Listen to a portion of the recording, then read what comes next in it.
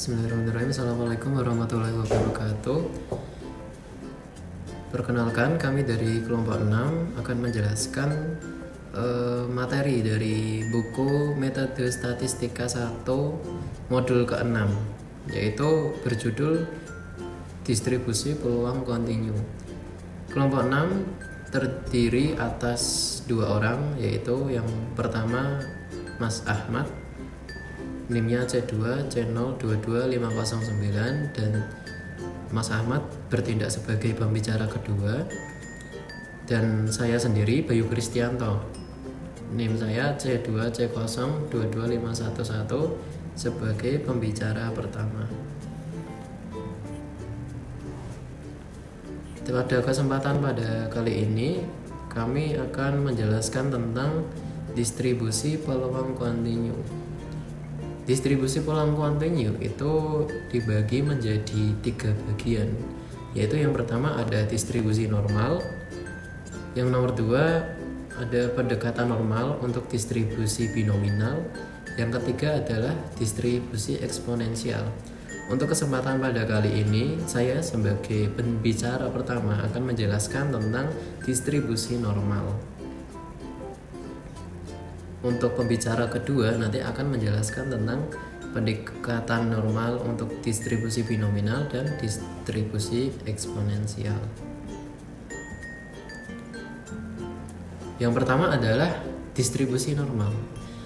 Distribusi normal adalah sebuah fungsi probabilitas yang menunjukkan distribusi atau penyebaran suatu variabel.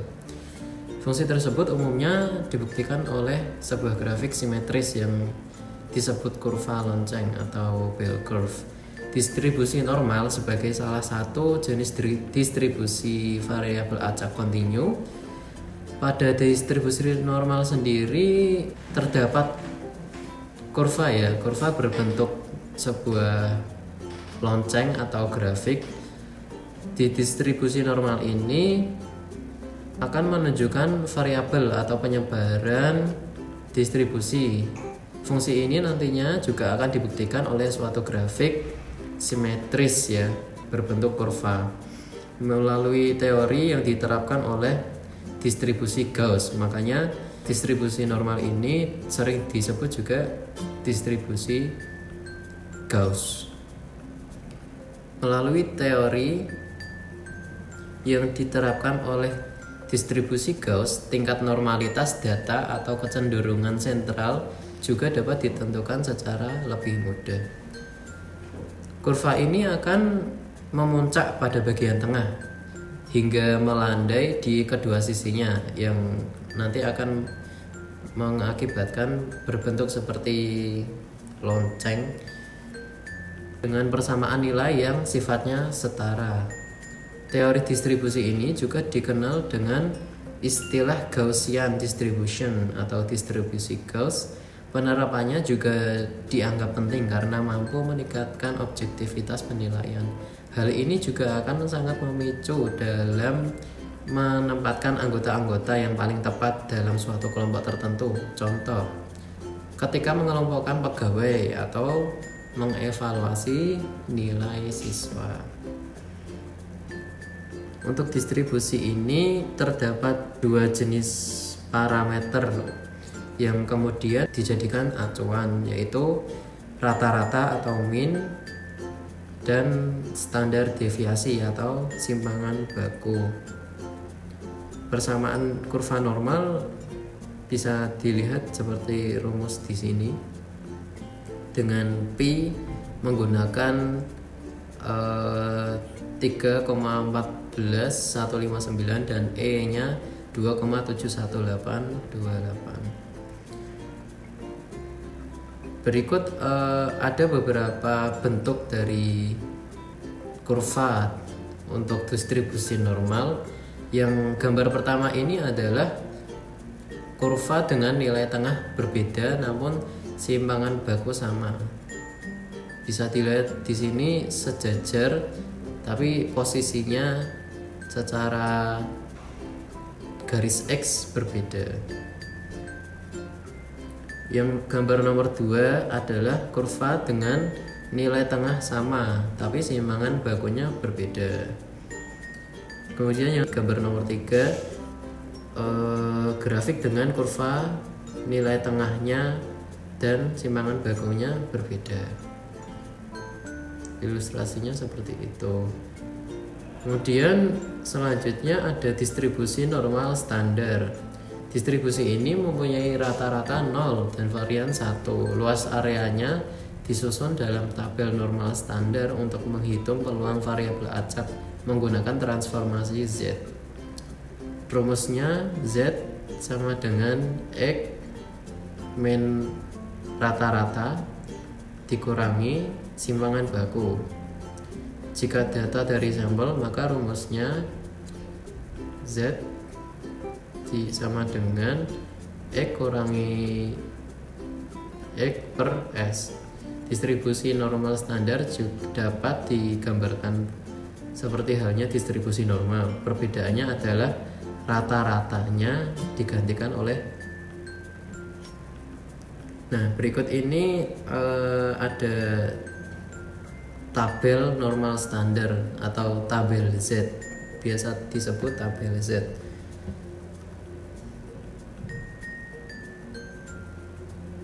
Cara membacanya adalah diurutkan. Jadi misal menentukan nilai Z dari 0,56.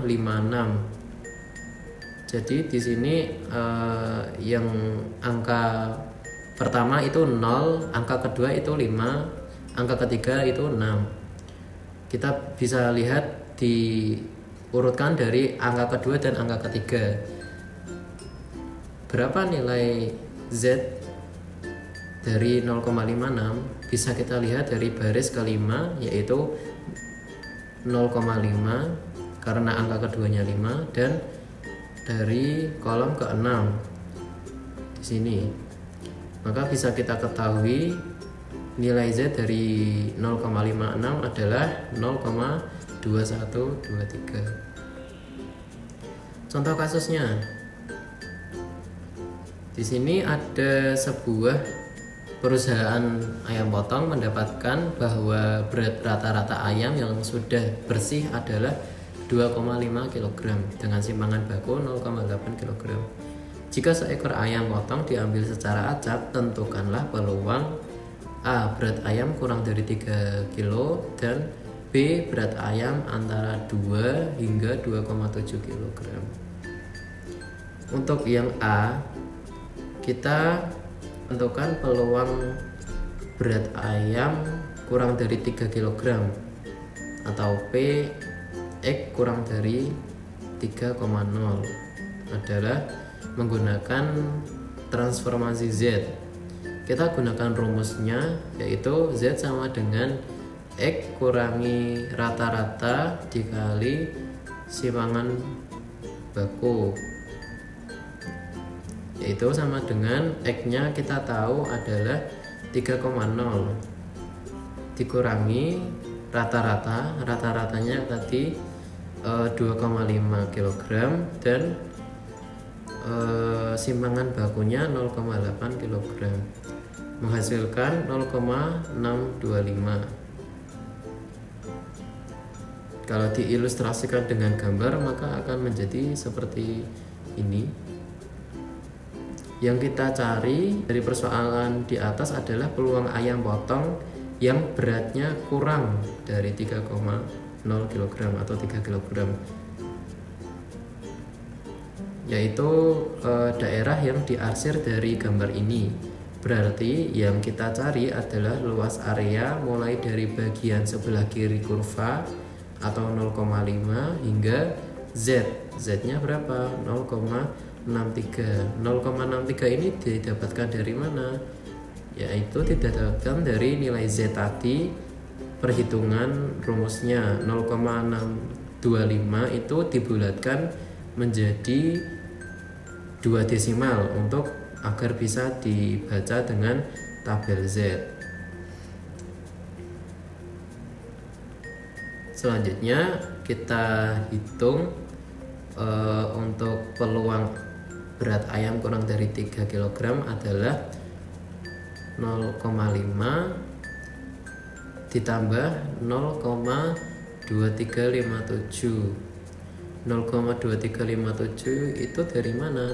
Dari tabel Z, yaitu 0,63.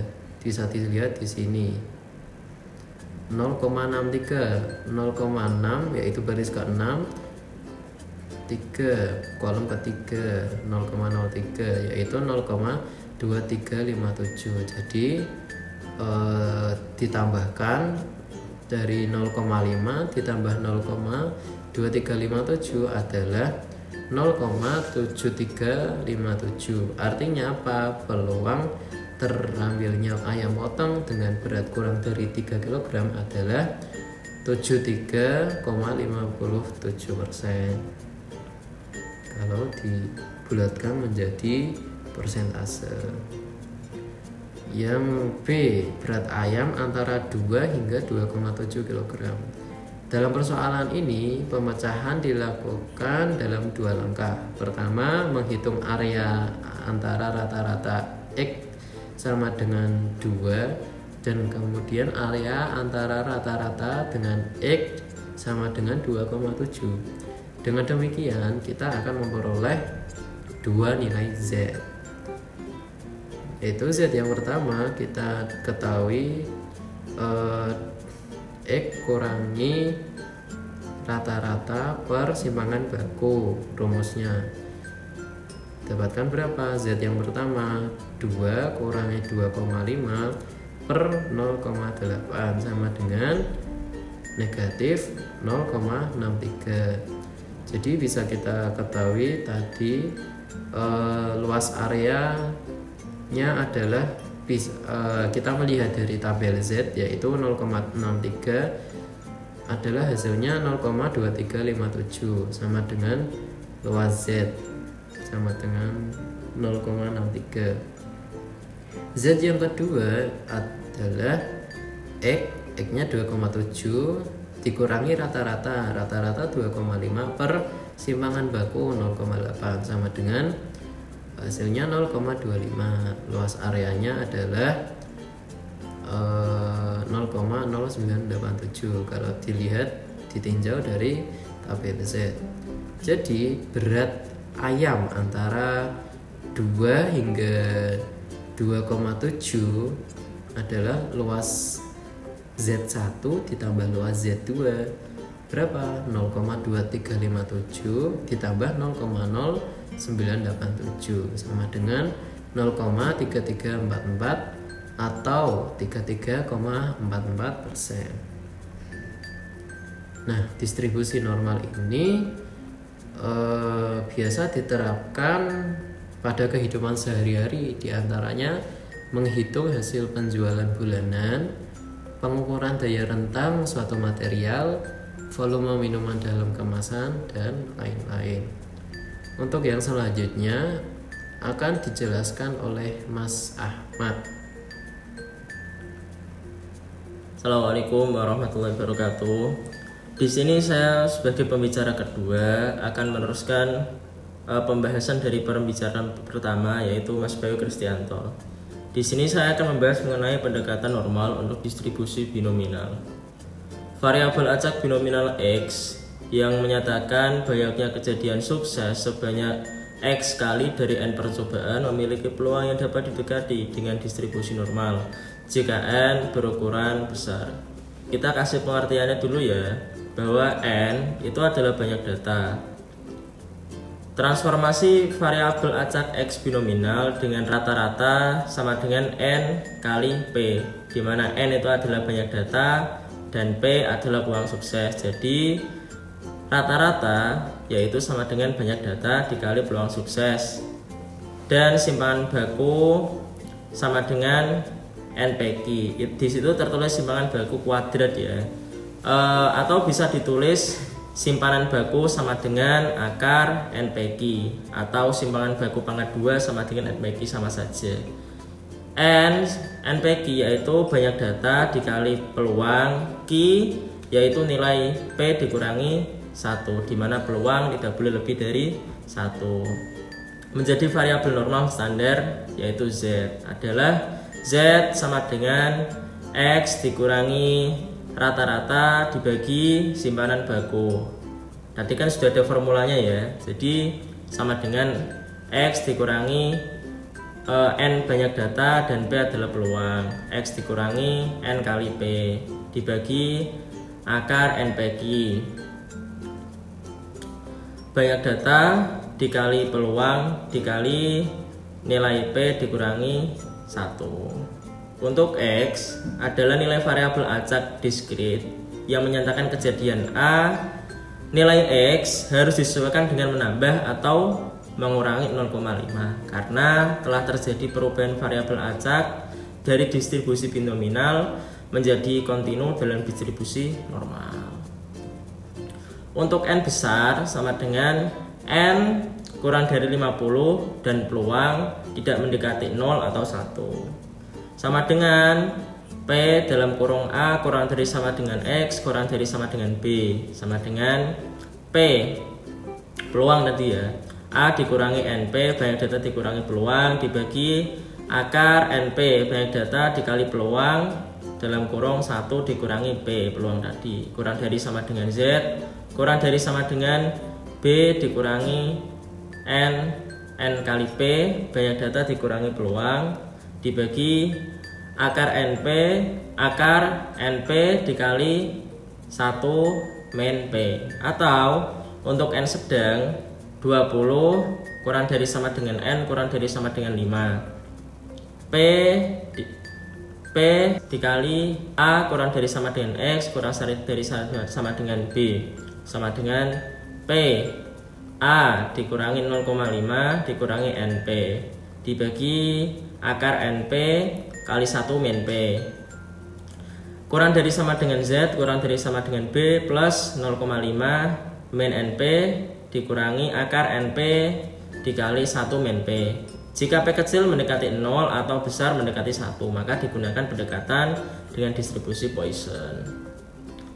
Contoh kasus ya, suatu proses menghasilkan sejumlah produk dengan kemungkinan produk cacat 10%. Bila 100 produk diambil secara acak, berapakah kemungkinan bahwa terdapat lebih dari 13 produk yang cacat? Dalam kasus ini, banyaknya cacat berdistribusi binominal dengan parameter N. N itu tadi banyak data ya, banyak data kan 100 produk diambil secara acak. P itu peluang. Kenapa 0,1? Karena peluang kan tidak boleh lebih dari 1. Nah, anggap saja 1 itu 100%. Berarti kalau dari 100% ke 10% berarti kan 1 dianggap menjadi 100%, maka nilai P sama dengan 0,1.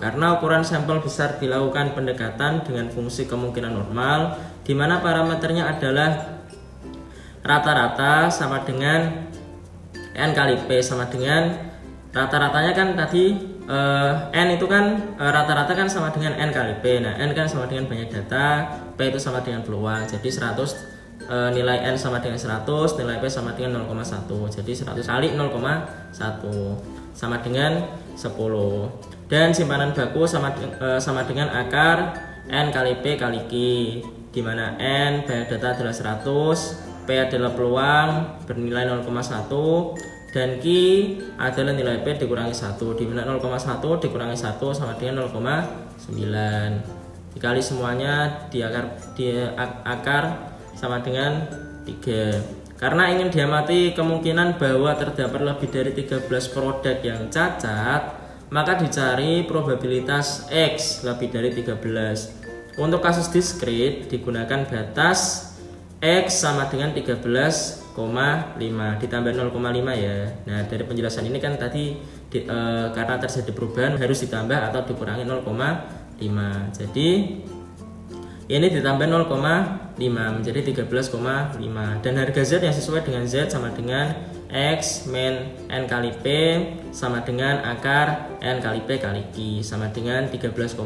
X-nya sudah diketahui ya tadi ya, dikurangi 10 sama dibagi 3 sama dengan 1,167. Dari tabel diperoleh kemungkinan Z lebih dari 1,167 adalah 0,1216. Lanjut. Ya, berikutnya distribusi eksponensial. Distribusi Poisson digunakan untuk menghitung jumlah kejadian selama jangka waktu atau selang waktu. Di antaranya dapat berupa variabel acak. Variabel acak yang berupa jangka waktu memiliki distribusi eksponensial. Misal, dalam suatu rangkaian kapal yang berlabuh di suatu dermaga, jumlah kedatangan kapal mengikuti distribusi Poisson, sedangkan waktu antara kedatangan kapal mengikuti distribusi eksponensial. Jadi bisa dikatakan bahwa distribusi eksponensial atau distribusi Poisson itu bisa dikatakan distribusi jangka waktu. Nah, distribusi eksponensial, variabel acak kontinu X berdistribusi eksponensial dengan parameter beta. Bila fungsi distribusinya diberikan oleh fx sama dengan 1 per beta, Euler pangkat min x per beta untuk x lebih dari 0 dan 0 untuk x yang bernilai lain dengan beta lebih dari 0. Rata-rata dan varian atau simpangan baku ya, distribusi eksponensial adalah rata-rata sama dengan beta dan simpangan baku pangkat 2 sama dengan beta pangkat 2. Dari gambar di sini saja sudah bisa kita lihat ya bahwa jika kurvanya semakin curam, maka waktu yang dibutuhkan atau lambda atau jangka waktunya semakin panjang. Jika kurvanya semakin pendek, tidak curam atau semakin lurus, bisa dikatakan seperti itu, maka jangka waktunya semakin cepat. Oke, contoh kasus.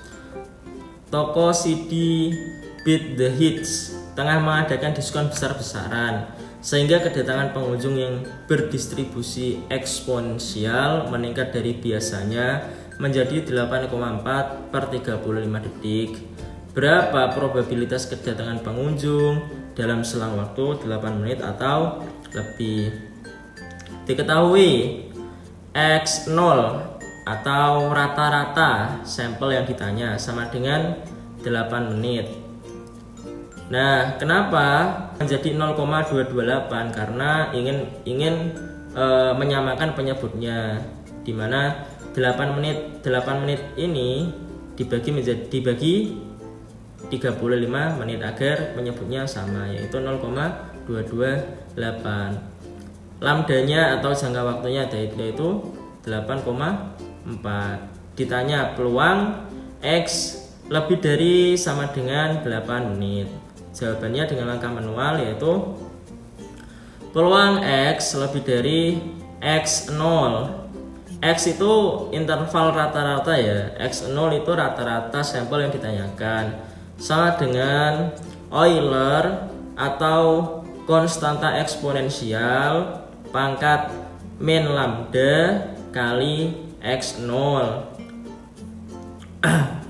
Peluang X lebih dari 0,5 karena X0 nya tadi kan sudah diketahui ya, 0,5. Sama dengan Euler atau konstanta eksponensial yang bernilai 2,72 pangkat min 8,4 dikali X0. X0 nya ini ya 0,228 sama dengan 0,14734 atau bisa dikatakan 14,735% dan bisa dibulatkan menjadi 15%.